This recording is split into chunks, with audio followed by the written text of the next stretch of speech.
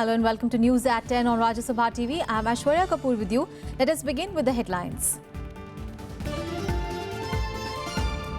44 people arrested for alleged involvement in terror activities in Baramulla and Jammu and Kashmir. Arrests after raids on suspected hideouts, Chinese and Pakistan flags and other incriminating material recovered.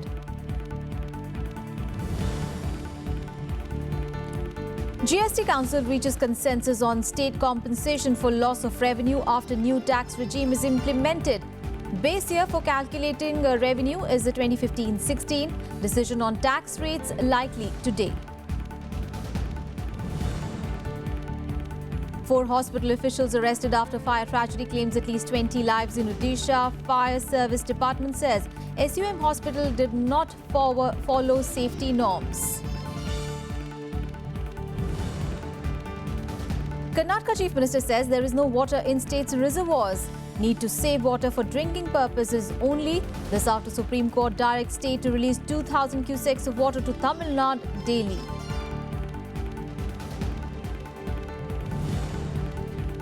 Iraqi and Kurdish forces retake a dozen villages outside Mosul as they press to reclaim Iraq's second largest city from Islamic State militants. UN says 2 lakh people could be displaced in the first weeks of offensive. Our top story this morning, the GST Council has reached a consensus on state compensation on the first day of the 3-day meet that was held in the national capital. It was also decided that the base year will be taken as 2015-16. Now, further discussion will be held today on the GST rates. The GST Council has reached a consensus on payment of compensation to states. On the first day of its 3-day meeting in the national capital, the Council discussed possible goods and services tax rates, including a 4-slab structure of 6, 12, 18 and 26%. The lower rates are for essential items and highest band for luxury goods. So a discussion on this issue has started, presentation has been made. Some more documents with regard to this would be circulated to the members. The broad approach has been that the rate structure should be such that it does not lead to any further CPI inflation. A consensus was also reached on the base year for calculating the revenue for a state, that would be 2015-16. Also, a secular growth rate of 14% would be taken for calculating the likely revenue of each state in the first 5 years of implementation of GST. It was finally agreed that a 14% secular rate of growth would be treated as a possible growth rate as far as revenue is concerned. The Finance Minister also said that the states getting lower revenue than this would be compensated by the centre. Further discussion on 5 alternatives for the GST rate structure would continue today on day 2 of the meet. The Finance Ministry has set a November 22 deadline for building consensus on all issues in the Council for a rollout of the new tax regime from April 1, 2017. Bureau Report, Rajya Sabha TV.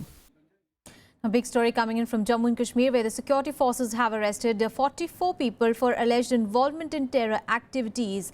Now, the arrests have been made after arrest on suspected hideout of militants in Baramulla. Now, a recovery of Chinese flags along with incriminating material has also been made. When an army spokesperson said that over 700 houses were searched in a span of 12 hours on 17th of October in an extensive search operation in Old Town in Baramulla.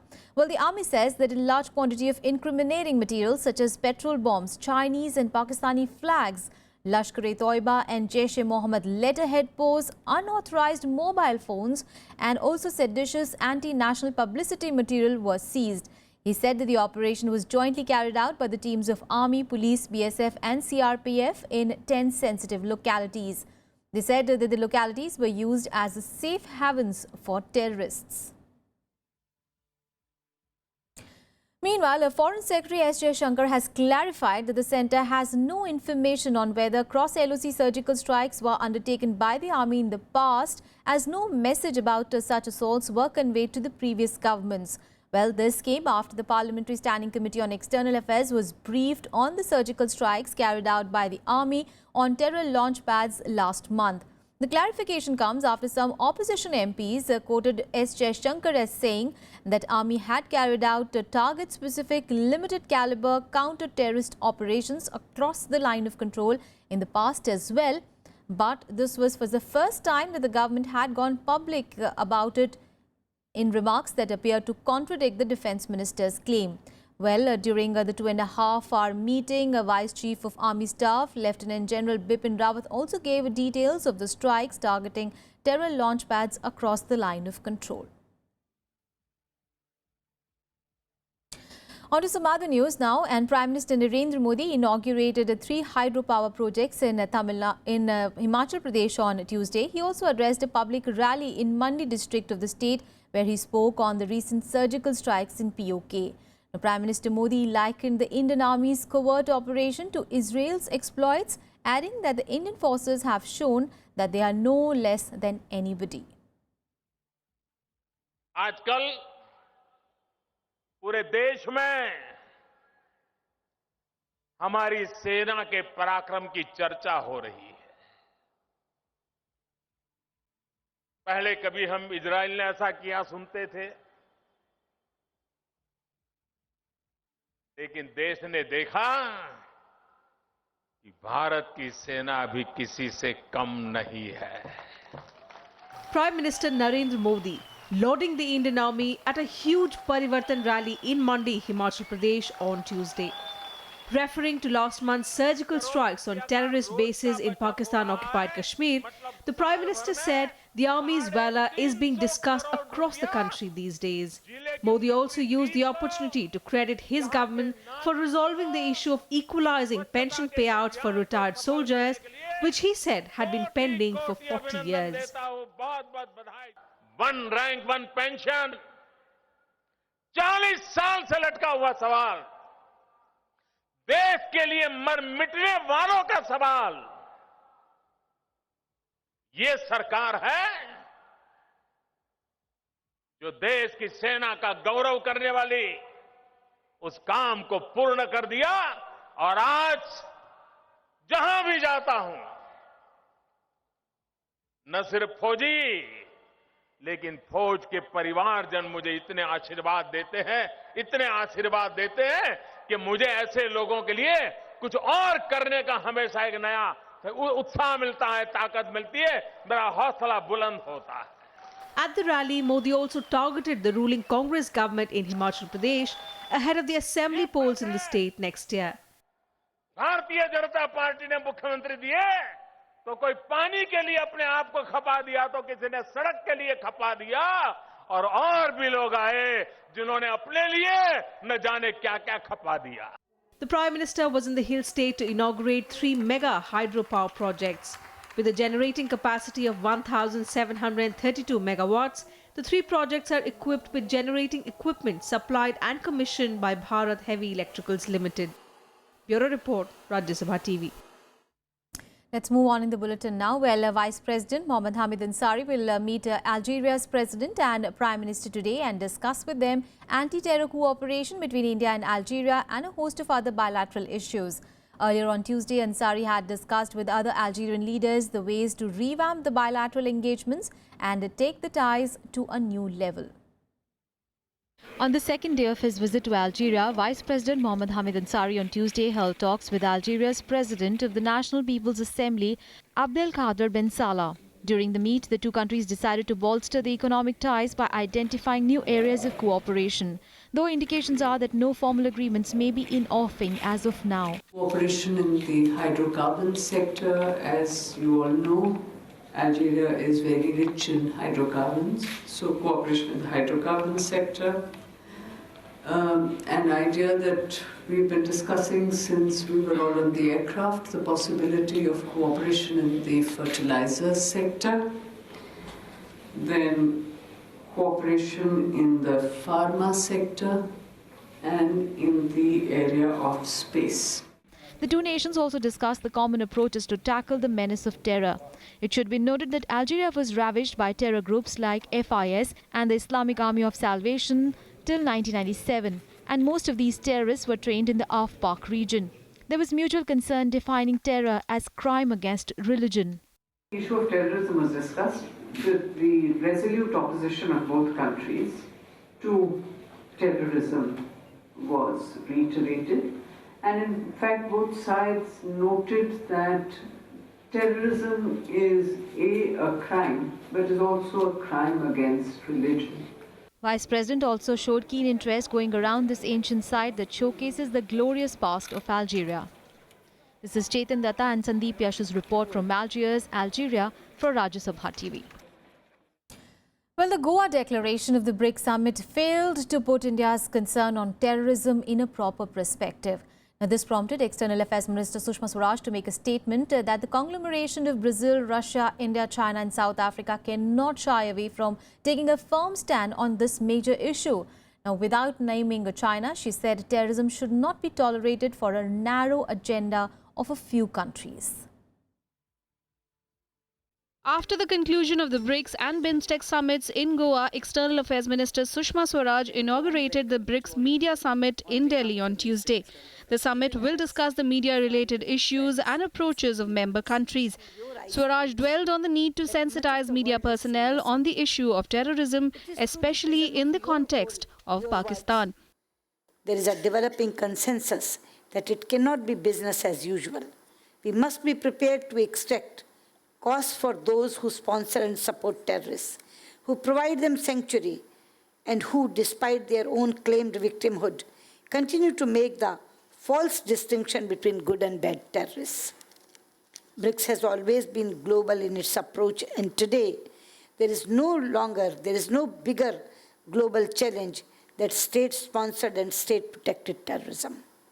In remarks aimed at Chinese support for Pakistan, Sushma Swaraj said BIMSTEC had sent out a strong signal on collaborating for development, even as it rejected Pakistan's attempt to block connectivity among member nations and cripple SAARC. These are nations who are actively promoting connectivity, cooperation, and context amongst themselves. Their interface with the BRICS has a message in itself. This is that a world changing in a positive direction, as reflected by the BRICS, has its regional expression in a community like BIMSTEC that is able to visualize a prosperous collective future. There cannot be a greater contrast with those who reject even trade and connectivity for political reasons. Very warm welcome to all. The media summit marks the end of the present series of dialogue among BRICS nations this year. On the issue of terror, the BRICS declaration named Al-Nusra, Al-Qaeda and other terrorist groups, but avoided groups like Jaish-e-Mohammed and the Lashkar-e-Taiba that affect India and its neighborhood.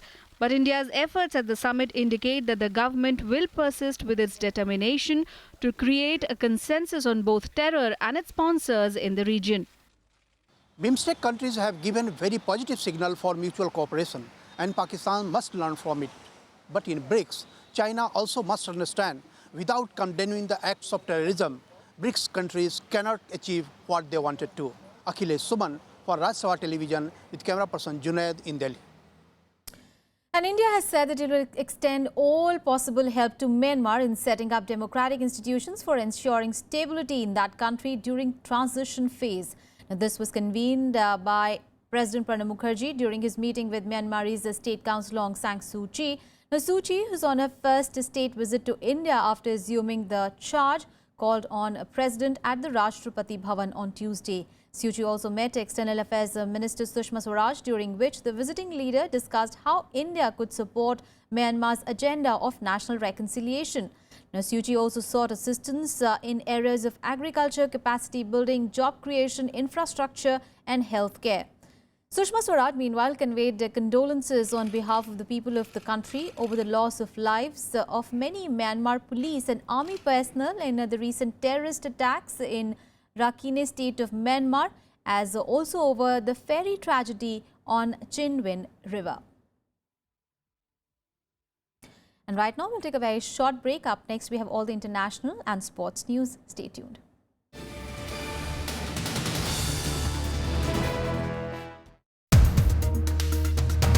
how would you really convince the consumers who start comparing your government with Manmohan Singh's government when it comes to the pricing of petrol, pricing of diesel? Statistics is saying 50% of the benefit we have passed on to the consumer.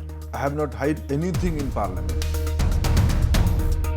The scheme talks about one gas connection per every household. The opposition, it sees it as a political strategy. Who prevented them to create this kind of welfare scheme? Is it a sin to think about poor? Watch To The Point with Petroleum Minister Dharmendra Pradhan only on Rajya Sabha television.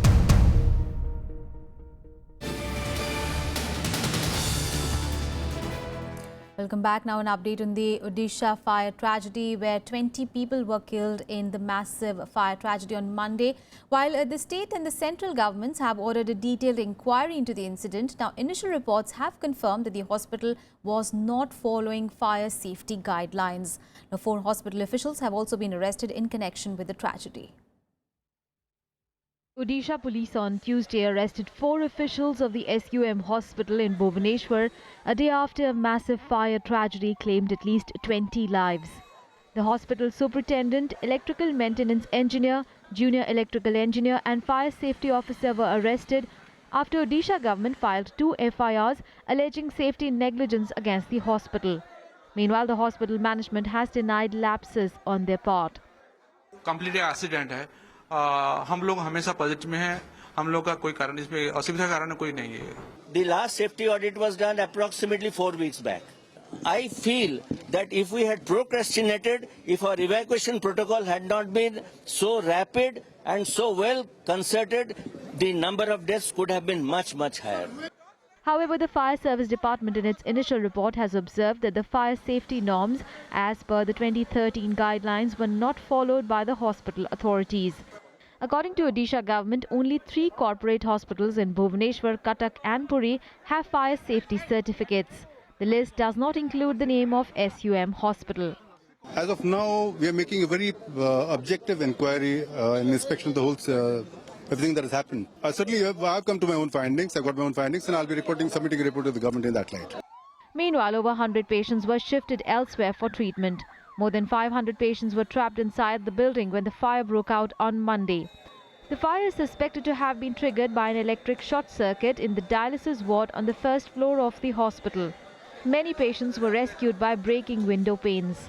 Mostly victims suffocated to death after inhaling smoke from the air conditioning ducts. Bureau Report, Rajya Sabha TV. And now an update on the Kaveri River water row. Well, the Supreme Court has directed Karnataka to release 2,000 cusecs of river water per day to Tamil Nadu till further orders. Now, reacting to the order, Chief Minister Siddaramaiah said that there was no water in the state's reservoirs. Now, Karnataka has maintained that there is a paucity of water in the state due to drought and that they will have to save water for drinking purposes only. Earlier, the Apex Court reiterated its direction to Karnataka to release 2,000 cusecs of Kaveri water per day to Tamil Nadu till further orders and asked the 2 governments to ensure peace and harmony, saying that citizens should not become law unto themselves. Meanwhile, the Kaveri Supervisory Committee that visited Tamil Nadu and Karnataka had observed in their findings, which were submitted to the Supreme Court, that both the states were in distress. The water levels in the reservoirs of Karnataka have also dropped further since their previous visit. And more news from across the nation in Nationwide.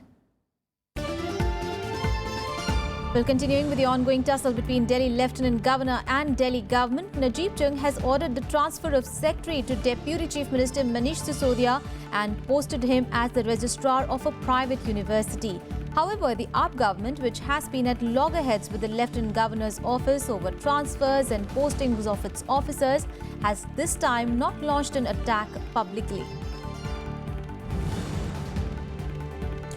Trinamool Congress MP and Chief Minister Mamata Banerjee's nephew Abhishek Banerjee has been hospitalized with serious injuries in a car accident on way from Murshidabad to Kolkata.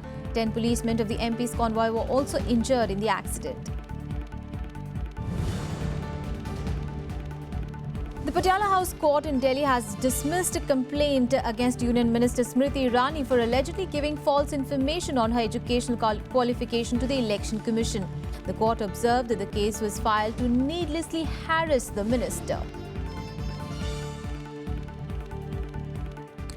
Let's move on to the top international news. Well, the campaign to retake Mosul from Islamic State is underway. Iraqi troops are moving up from the south while their Kurdish allies are approaching from the east in a two-pronged campaign which began on Monday. Now, the United States, that is helping the forces with airstrikes, says that 10 villages have already been captured. However, despite the likely defeat of Islamic State, sectarian and ethnic hatred runs deep and people in the city there face a frightening and an uncertain future. Columns of tanks and trucks lumbering their way towards Mosul. The Kurdish Peshmerga and Iraqi forces continuing their advance, clearing villages of Islamic State militants. The US-backed coalition says it has driven Islamic State out of 10 villages. But the 5,000-odd IS state fighters in Mosul are not giving up without a fight. They are unleashing suicide vehicle bombs in various parts of the city and intermittently firing on coalition-armed vehicles. They're also setting oil barrels aflame, sending thick funnels of black smoke to try to screen them from airstrikes. Mosul will be a difficult fight, and there will be advances and there will be setbacks, but I am confident that just as ISIL's been defeated in communities across Iraq, ISIL will be defeated in Mosul as well, and that will be another step towards their ultimate destruction. Close to 5,000 US military personnel are advising Kurdish and Iraqi army units and helping target airstrikes.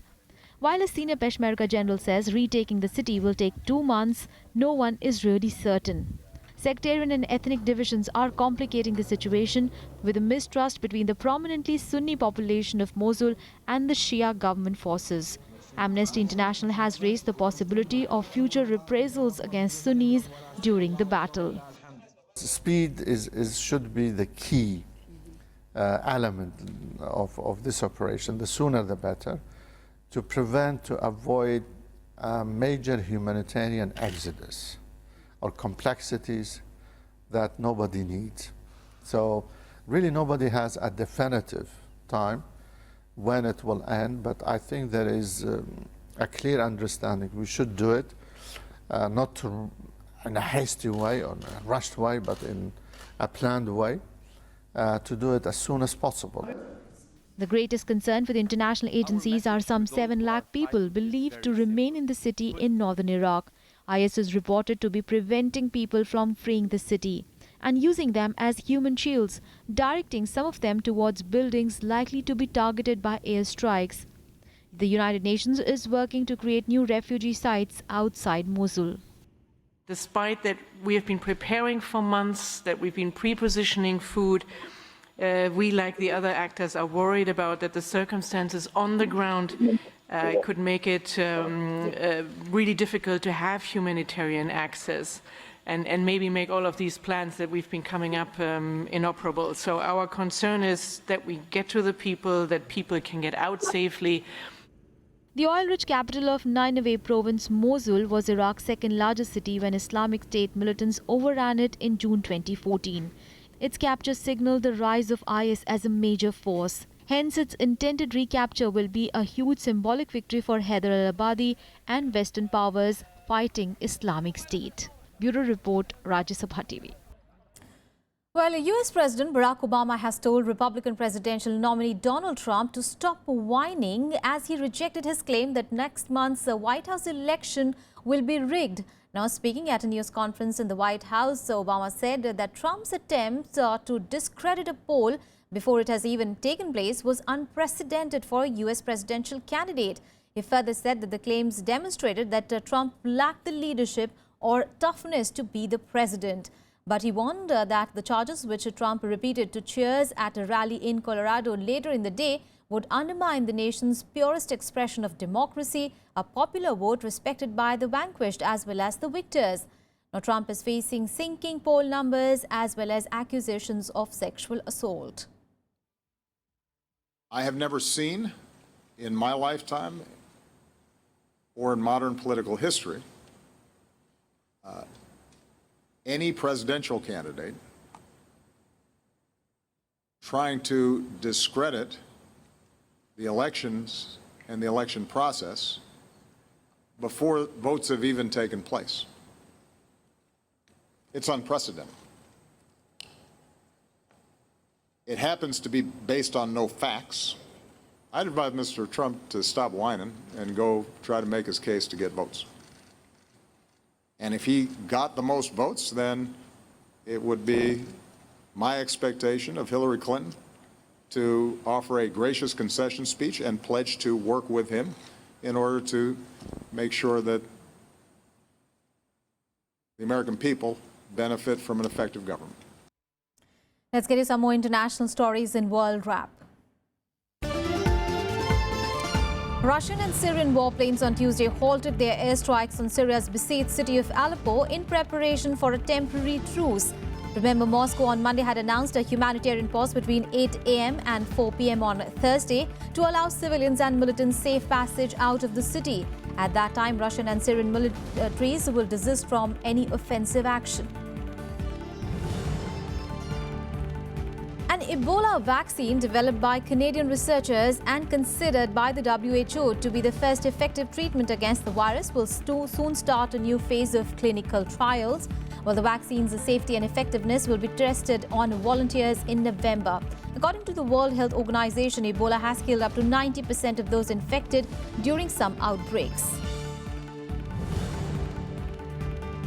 Saudi Arabia has executed a member of the royal family for murder in a rare case involving one of the thousands of members of the House of Saud.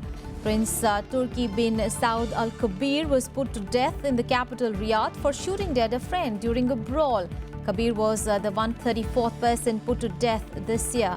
Amnesty International says that the kingdom carried out at least 158 death sentences in 2015, making it the third most prolific executioner after Iran and Pakistan. Time now for all the sporting action in Sports Beat. Rio Olympic silver medalist PV Sindhu will start her campaign today at the Denmark Open badminton tournament. Sindhu will be up against China's He Bijiong. In the men's singles, Ajay Jairam will be leading a total of 3 Indians in the main draw. In the men's doubles, Manu Atri and B. Sumit Reddy will be in action. Indian team dished out a stunning performance to make it to the semi-finals of the 2016 Kabaddi World Cup after registering an emphatic 69-18 victory over England in the last Group A match on Tuesday in Ahmedabad. India finished the group with 21 points in 5 matches, and this includes 1 loss and 4 victories. The Supreme Court has dismissed a review petition filed by the BCCI to look into the verdict passed by the court in the Lodha panel logjam. The Cricket Board had asked the court to consider a review of the verdict, whether the court had accepted the Lodha panel recommendations, consisting of a wide range of suggestions for the board to implement.